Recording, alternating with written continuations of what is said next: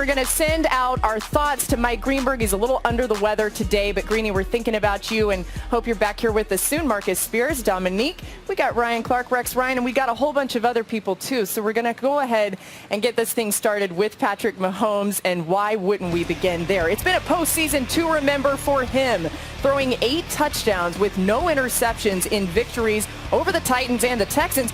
But now he gets set for his toughest test in the 49ers defense. They'll try their best to contain him. Here's what they're saying about it. He's able to hit every single pass. I mean, off his back leg, jumping in the air. Obviously, his no-look passes, his sidearm is crazy. So he's able to, hit every receiver that when he can. So we just need to do a really good job, like I've been saying, with just, bringing constant pressure, making him uncomfortable in the pocket and not allowing him those easy throws. We can't let him out of the pocket. We got to close those A and B gaps and not let him get the edge. Rush as a unit, make him throw uncomfortably, and yeah, that's all you could do. Ain't nobody tell me about it. Okay, so we have assembled a plethora of great defensive minds here. That's not really the right way to say it, but either way, a lot of defense on this table. So, Rex, if you were preparing to face Patrick Mahomes, what would you do to try to limit him? Well, the first thing you have to do is you got to rattle his cage. Somehow you got to rattle his cage. And does that mean blitzing? Does that mean whatever? Well, for the most part, yeah, if you assume, how would I come after? I'd blitz him. But not with this team, not with this personnel. This personnel you have 9 defensive linemen active on game day. No team in the league has that. And by the way, 5 of them are first-round picks. 4 of them are top 10 picks. So to me, that's how you get it done. The great thing about this is what makes it easy is that you don't have to stop the run. Right. So you're going to stop the run on the way to the quarterback. You have 60 minutes of rushing the passer. And you built this team that way. We'll see if it works. So, Rex, I like everything you said, but you're wrong about one thing. First, you start with prayer. That's the first thing you do. If you're going up against Patrick Mahomes, you send a word up to whoever it is you believe in and ask for some help. But from there, I think the D-line is good, but that's not sufficient. You're also going to have to blitz him aggressively. I think 0 blitzes. We can't do zone dogs. We got to be aggressive and 0 blitz him. Not every down, but you catch him off guard. You can get him flustered and you can get him to throw the ball away. Here's the Ravens this season sending extra. They're in 0. He gave up on the play before anybody even got to him and threw it away. Here's another game earlier where you have a free runner off the edge on 3rd and 9. In these situations, he's going to flush him out of the pocket. One of the worst things is just send one blitz. He can break one blitzer and make a big play out of that. If you send a gang of guys, he has to flush and make a play. You can't make a habit out of it. They'll check the screens and those sort of things, but you can do that on early downs to scare him out of what he wants to do. You can't make it a habit out of it. You have to confuse him, and I don't mean that you're going to throw things at Patrick Mahomes that he hasn't seen, but you need to make him make decisions once he gets the ball. If he gets to the line, he knows you're in man,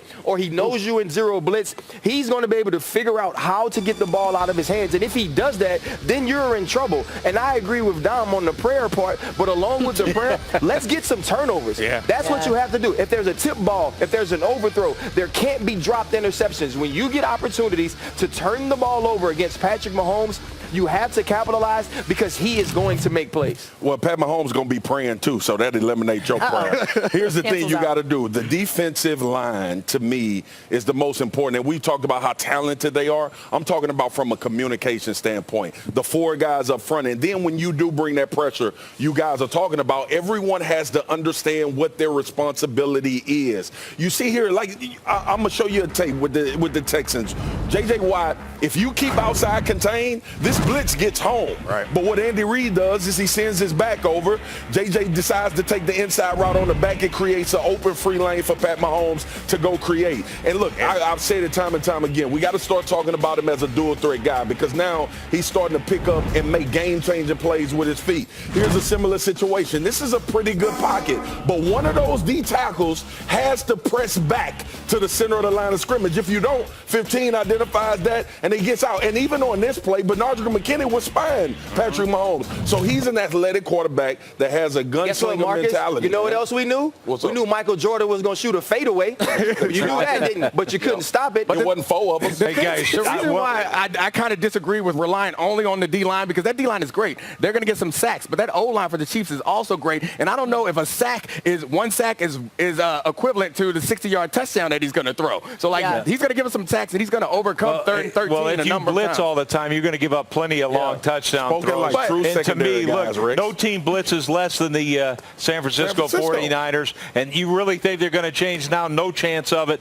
They're going to have to mix their coverages and get after the quarterback that way. They better not make a habit out of that cover 3 because Andy Reid loves Fort Burns, and Patrick Mahomes is going to eat those seams alive if that's what they think they're going to make a living out of. You're going to see a lot of two-man on third down. And he's going to run the ball. Either No, way, but you can't there now you with go, that group. 49ers. Now you have the recipe to limit Patrick Y'all Mahomes don't from have these a guys. recipe. We Let's just get to confused the the hell other out of quarterback in this game, Jimmy Garoppolo. Some people say he's a game manager. Not so fast, my friends. He owns a passer rating of 154 outside the pocket.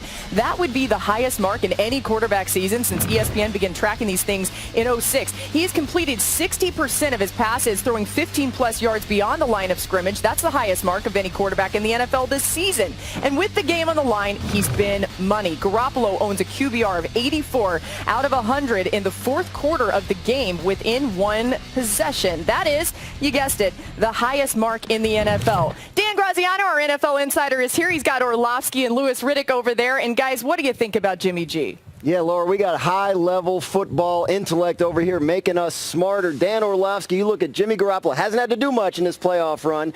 What's the biggest key for him on Sunday? Well, big thing is going to be third down, and he's been great in third down this year. In the NFL this year, under pressure, third down situations, he's got the best completion percentage, and he's got the most yards per attempt. We saw it in that Minnesota game in the playoffs where he had to make some good third down conversions under some forms of pressure, and he delivered. We saw it in the Saints game, in the Rams game that everyone talks about when he had to step up late in that game on a third down situation to push the football downfield. Jimmy G has proven to us that when the moment has presented itself, he's answered the call this year. If we talk about, like, do you trust Jimmy G late in the football game, he's been in that situation 6 times this year when he's had to get the football and go lead that team to a score to win the football game. He's 4-2 doing that. This season, the 2 losses, he sent them into overtime against the Seahawks, and then he gave them the lead against the Falcons, and the defense gave up that lead. We have not seen Jimmy Garoppolo have the opportunity to win the football game in the fourth quarter late and fail this year. Louis, do you trust Jimmy Garoppolo if he has to carry the 49ers to a victory on Sunday?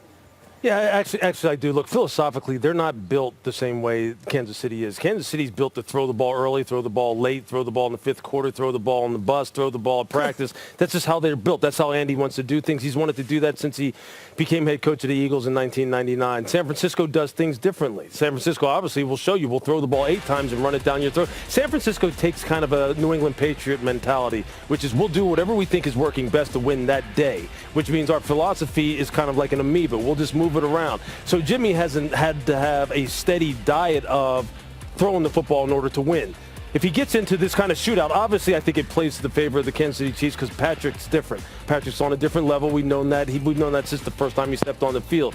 But if Jimmy had to get into a shootout, he showed. He went down to the Superdome. We all know what the Superdome is like. We all know what that environment is like. We all know what it's like when Drew Brees and Michael Thomas are on a roll. And he said, you know what? I'll see that throw and I'll raise you one. I'll raise you another one. And if you look at their perimeter players, if you said, look, I'll give you Deebo Samuel, I'll give you Kendrick Bourne, I'll give you George Kittle, and I'll give you Emmanuel Sanders, you think you can win a shootout? I'd be like, hell yeah, I can win a shootout. So let's just see how this plays. I'm hoping it plays out that way because I think that'll be exciting for the fans. And I think, quite honestly, I think Jimmy will announce to the world, look, I'm a pretty darn good quarterback. I'm not saying he's on Pat's level. I don't believe that, and I'm picking the Chiefs to win the game. But I think he would be able to compete in that kind of situation to where he's not going to lose the game for them. And we need to get people to understand, this is a 13-3 football team, right? Yep. 3 losses on the last play of the game. So just because they've got the great defense and the great defensive line and the really good run game in George Kittle doesn't mean that their quarterback's not really good as well. All of those things can be true,